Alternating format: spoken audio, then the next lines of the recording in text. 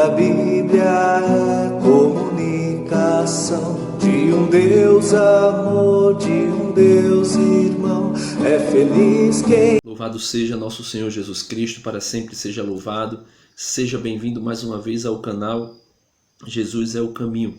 E dando continuidade aos vídeos sobre a reflexão da primeira carta de São João, que é o livro proposto pela igreja para a leitura nesse mês de setembro, que é o mês da Bíblia, vamos ver a quarta condição para caminhar na luz, que é preservar-se dos anticristos.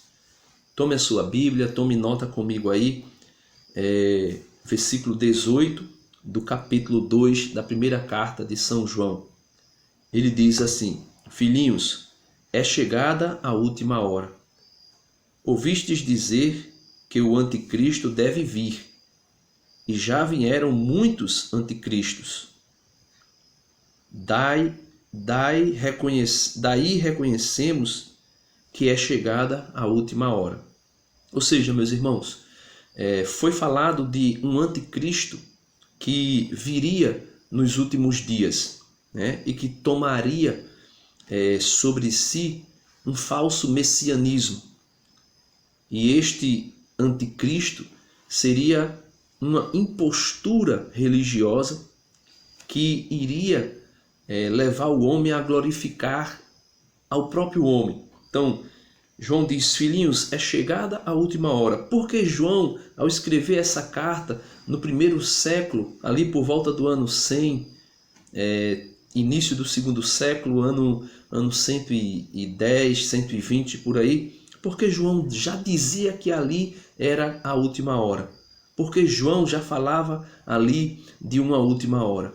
Porque já se apresentava opositores à pregação que foi feita pelos apóstolos a respeito da pessoa de Jesus. E a igreja interpreta que a última hora é aquilo que os apóstolos também compreendiam. Do momento em que Jesus ressuscita e vai para a glória do Pai, para a direita do Pai, a partir dali já se iniciou a última hora, porque Jesus pode voltar a qualquer momento. Então, desde a sua ascensão até a sua vinda, aí estamos vivendo a última hora. Estamos vivendo a hora que pode ser a derradeira, que pode ser a última, e Jesus pode voltar. E ele continua dizendo que os anticristos apareceriam. A respeito dessa questão do anticristo, eu queria pegar 2 parágrafos do Catecismo da Igreja. Eu espero que esse vídeo não fique tão longo, mas eu gostaria que você se atesse a isto aqui, porque é de extrema importância. No parágrafo, no número 675 do Catecismo, é colocado como aprovação derradeira da Igreja.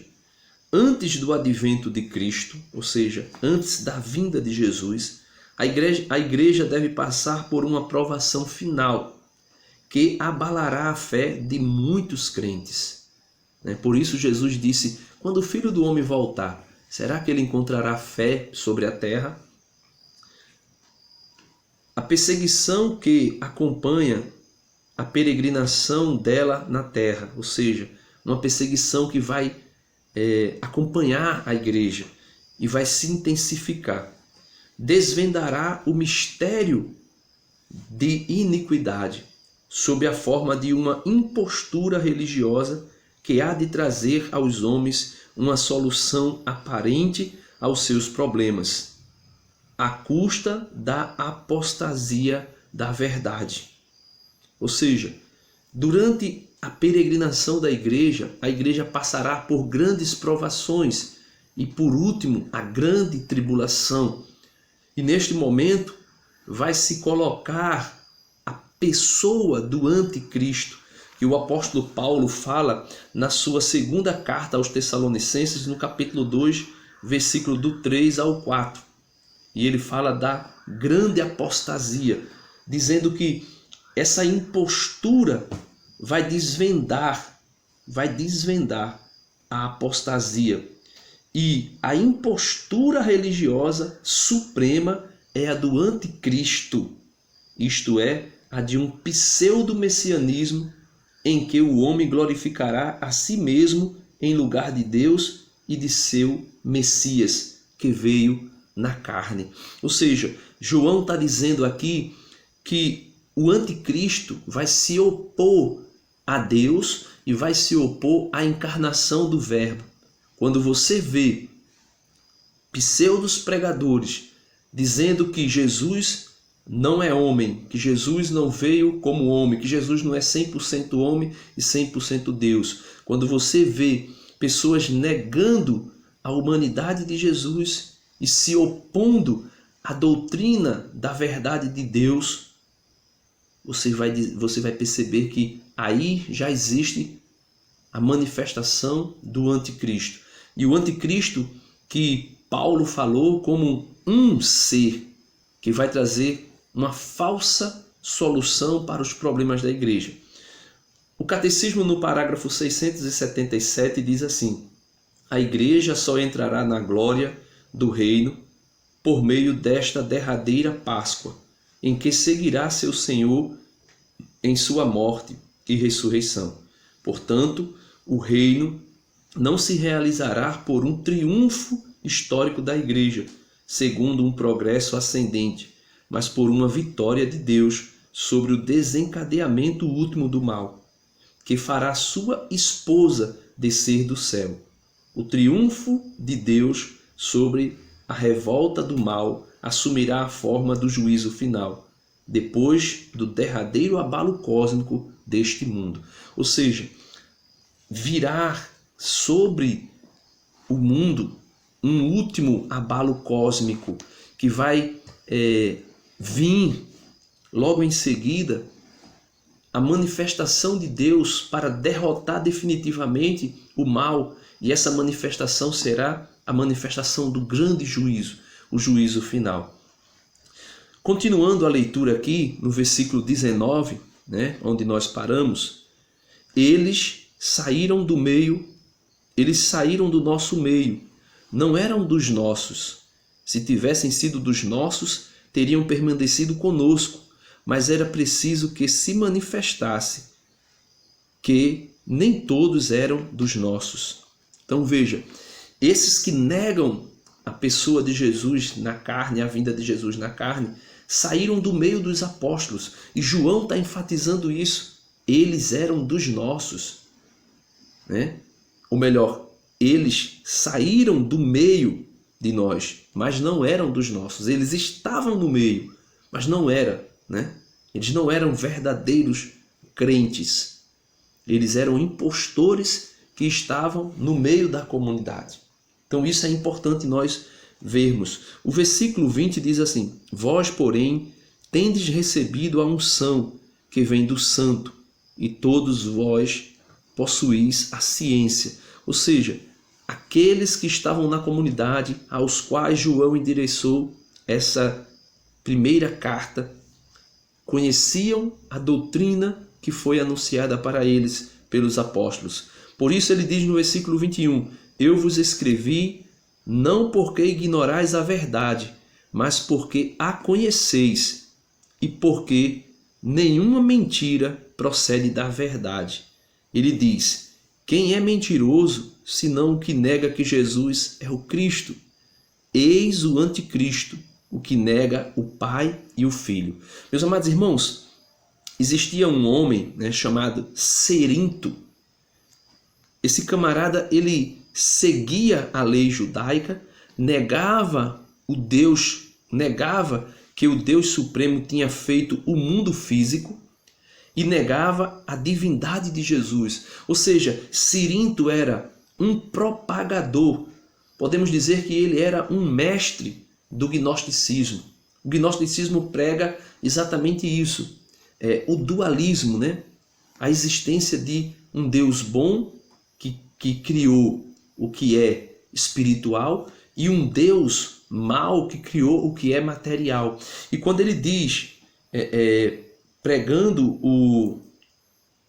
com a doutrina judaica, dizendo que o Deus Supremo tinha feito, né? Ele negava que o Deus Supremo tinha feito o mundo físico e negava também a divindade de Jesus. Ou seja, ele dizia que Jesus não era divino, porque Jesus estava com um corpo humano e aquilo que era humano, aquilo que era físico, era mal.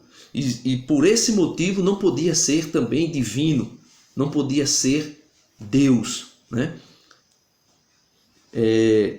Cirinto também dizia que o Espírito de Jesus veio a ele no batismo e o deixou poucos momentos antes de sua morte. Ou seja, eles negavam tanto a questão do mundo físico e diziam tanto que o mundo físico era mal, que eles não aceitavam de hipótese alguma a questão de Jesus ser homem, plenamente homem. Por isso, João, nesta carta, enfatiza a doutrina sobre a encarnação do Verbo, como nós podemos ver no segundo vídeo. Enfatizar aquilo que nós vimos com os nossos olhos, aquilo que nós ouvimos com nossos ouvidos, aquilo que as nossas mãos apalparam do Verbo da vida. Então, o gnosticismo nega a questão de Jesus ser plenamente Deus e plenamente homem, ou seja, 100% Deus e 100% homem, a ponto de dizer que Jesus só é divino, né? Só é Deus na sua parte espiritual, ou seja, o Espírito de Jesus é Deus, é divino, é bom, mas a matéria, o corpo humano de Jesus não é Deus. Era uma divisão, a ponto de dizer que Jesus viveu normalmente, um homem, um ser normal como eu e você, e no momento do batismo de Jesus, o Espírito Santo, né, o Espírito de Jesus veio sobre aquele homem e ficou nele, conduzindo a vida dele, conduzindo os seus ensinamentos até o momento da sua crucificação. Quando ele ia ser crucificado, antes que fosse crucificado, ele se afasta, o Espírito sai de Jesus. E aquele que está morrendo na cruz é somente o homem, mas Jesus, Deus, não estava mais ali. Então, é impossível negar a união hipostática de Jesus. É inseparável. Jesus hoje está no céu com o seu corpo que ele andou aqui na terra, porém glorificado, sim, mas é o mesmo corpo. Lá no céu está Jesus, que é 100% homem e 100% Deus. Ele não deixou de ser Deus quando ele ascendeu aos céus. Ele continua sendo Deus, mas também não deixou de ser homem, ele continua sendo homem. E é isso que era combatido por João contra a doutrina gnóstica, né? A gnose, que pregava isso. Depois surgiu um outro camarada chamado Valentim, que foi um grande propagador também do gnosticismo, e João combateu ferrenhamente. E por isso chamou estes homens de anticristo, ou seja, porque negavam que Deus, Pai, criou as coisas visíveis e as invisíveis, ou seja, as coisas espirituais e as coisas carnais. E fazendo essa negação a respeito de Deus, negavam também Jesus, porque se Deus Todo-Poderoso não criou as coisas materiais, porque as coisas materiais são mais, também não teria, Jesus não teria se encarnado, e Jesus não era Deus, né? E assim sucessivamente. Eu não vou entrar muito aqui em detalhes, porque essa questão do gnosticismo é muito longo, é muito grande. Isso infectou muitos séculos da igreja primitiva. E Santo Inácio de Antioquia e tantos outros lutaram assiduamente contra essas coisas. E ele continua dizendo, versículo 23, todo aquele que nega o Filho também não possui o Pai. O que confessa o Filho também possui o Pai. Mas vós procurai que permaneça em vós o que ouvistes desde o início. Se em vós permanece o que ouviste desde o início, vós também permanecereis no Filho e no Pai. Esta é a promessa que ele mesmo vos fez, a vida eterna. Isto vos escrevi a respeito dos que procuram vos desencaminhar. Quanto a vós, a unção que recebeste dele permanece em vós.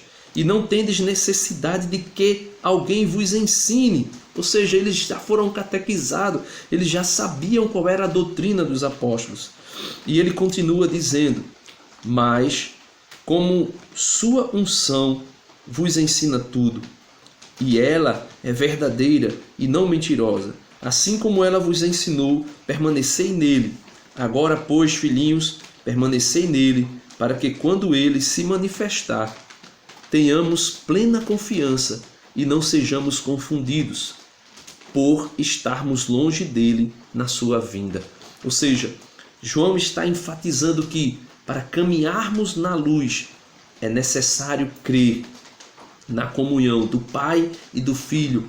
É necessário crer que o Pai envia o Filho e que o Filho veio a este mundo 100% homem, 100% Deus.